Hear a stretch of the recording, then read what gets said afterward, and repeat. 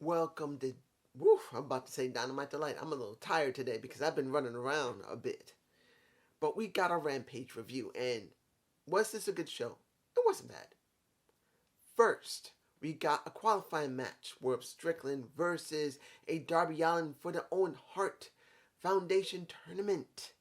This is where the few moments I believe Swerve actually was able to sell. Not great, but he was able to sell way better than he normally does. And if you've seen me say this in the past, Swerve does not sell very well. Either he don't want to serve. I'll give you like this. Either it's his attitude or his style. He just can't sell very well at all. Here he sold much better than they normally do. I do believe it's because Darby Allin and him have great familiarity to each other, and Darby knew how to compensate. It's obvious Darby knew how to sell for him, but he also knew enough of how to be able to work with him. So he put over Swerve easily, and he managed to get enough for himself. Fine. We got a little bit of Ricky Stark's interference so Swerve could lose, and now Swerve wants to get revenge on a little bit of. I was hoping by now the feud between Ricky Starks and the Swerve would be over, but it's not over yet. It's just not. And this is where the problem is, because what are you going to do with Swerve? I'm sorry. Is he charismatic? Hell yes, he is. I'm not going to take anything away from Swerve being charismatic, because he is charismatic. His ring work, I just don't agree with, because he doesn't sell well. He does a great job putting himself over. He's highly flashy, but he doesn't help the other worker. He doesn't help the other wrestler. That's just me.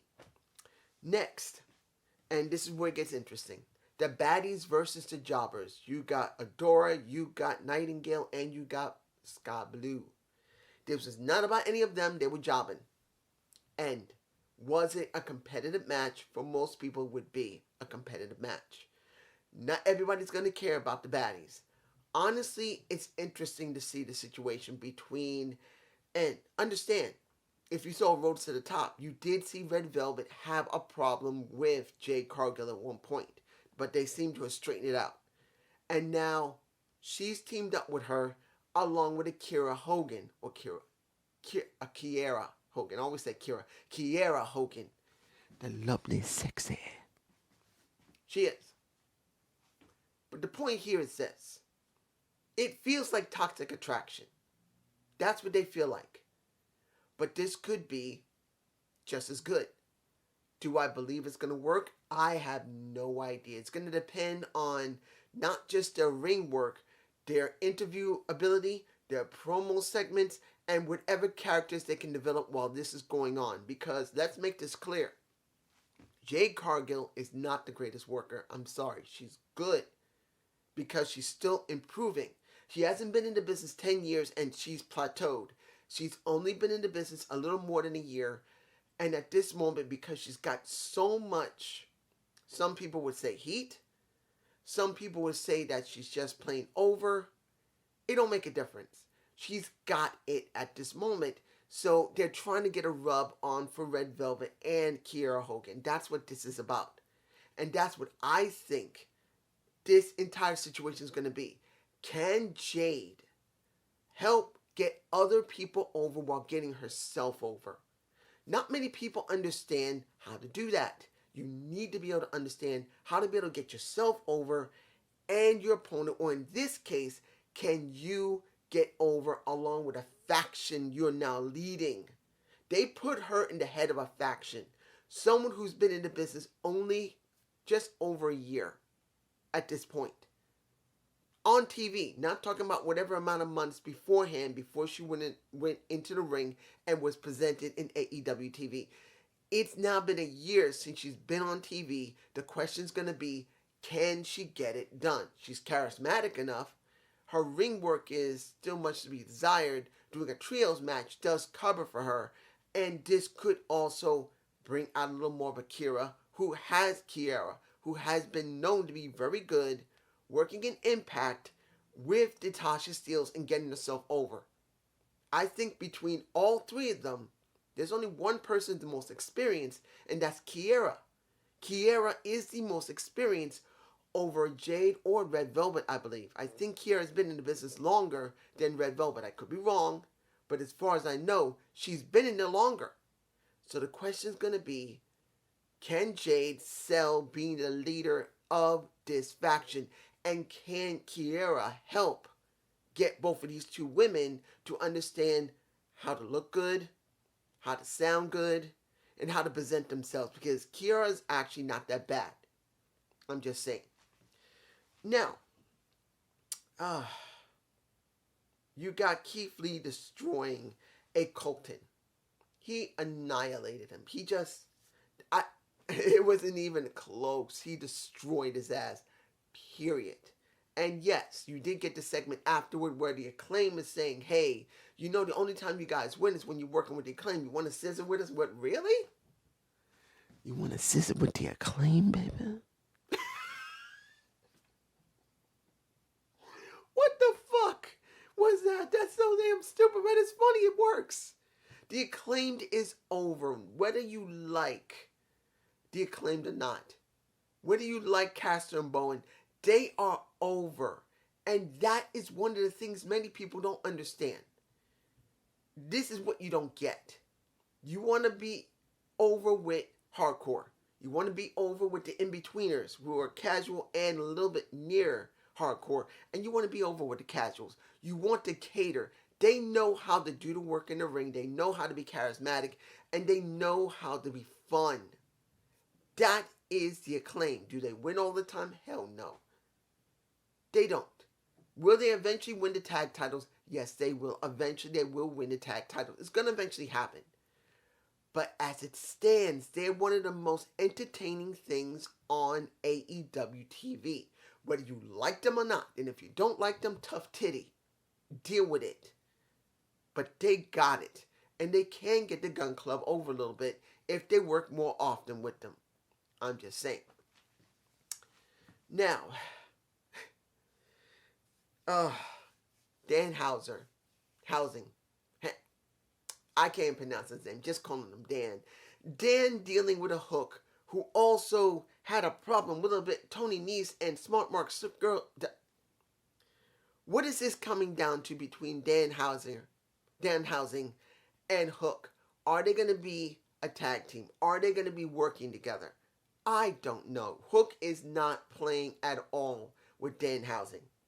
It's a good possibility that he will work with him and they may become friends, or eventually Hook is just going to annihilate him. But you're going to see Tony Nese in the mix in that. Now, is that a good feud for Tony Nese? It's been the only feud he's had on Dynamite or Rampage at all. This is it. He's been seen on Dynamite, he's been seen on Rampage, but he really hasn't had anything to sink his teeth into. Whether you like Nese or not, they want to do something with him with Smart Mark Sterling. So the question is going to be, will he work? Will it work with so many other wrestlers similar to himself in size and style? The only thing that's going to set him aside, guess what? Charisma and character. That now is the only defining factor for Tony Nese. People say you can get over in the ring, please. If almost 70% of the roster does a lot of what you do and can copy you, you're going to have to define yourself in another way. Either you're going to have to look different while doing it, or you're going to have a really charismatic personality to be able to get over. You got a huge amount of people on the roster for both Dynamite, Rampage, Elevation, and The Dark. You got to be different. You can't just think it's going to work. This is what a lot of people don't want to hear. That sooner or later, if you're on a roster with people who are just like you, sooner or later, you got to do something different. It can't just be because you can do the most outlandish moves or be the most hard-hitting moves. You got to have more. Moving on. And finally, Samoa Joe versus Trent. I don't know why they said Trent Beretta. Does that mean he's turning heel? I don't know. We normally don't call Trent Beretta. We call him Trent, our best friends. So it's a possibility maybe this could be the beginning of him separating from best friends because he's been in it long enough that maybe it's time for him to break away because they did tease him turning heel against Wheeler Yuta. So maybe they will eventually go after Wheeler Yuta. Eventually he will go after Wheeler Yuta and best friends will have to split for a while. You never know. Was this a good match? It wasn't bad for what it was. It was not bad. But did I think Samoa Joe was going to job? Hell no. We're talking about Joe. There is no way Joe is jobbing to a Trent. It's just not going to happen. They didn't build it up heavily enough, and it doesn't feel like it's going to be meant for that. So, Joe wins. He passes out a Trent. And then you got Lethal, you got Singh, and you got Duff coming out. What is it? Satson. I believe that's his name. Satson or Satan. Singh. I could be wrong. A Singh brother. Gama Singh, anybody? It seems that since Gama got over heavily in Stampede Wrestling, they're using the Singh name. I would rather see him use something else, like Gupta, who's on Impact Television. At least he is different. So, question's going to be, where are they going to go with Singh? What are they going to do with Joe dealing with Singh? Will this mean something? To be honest, no. They don't treat, I'm sorry. AEW does not treat big men well. Look at Brian Cage.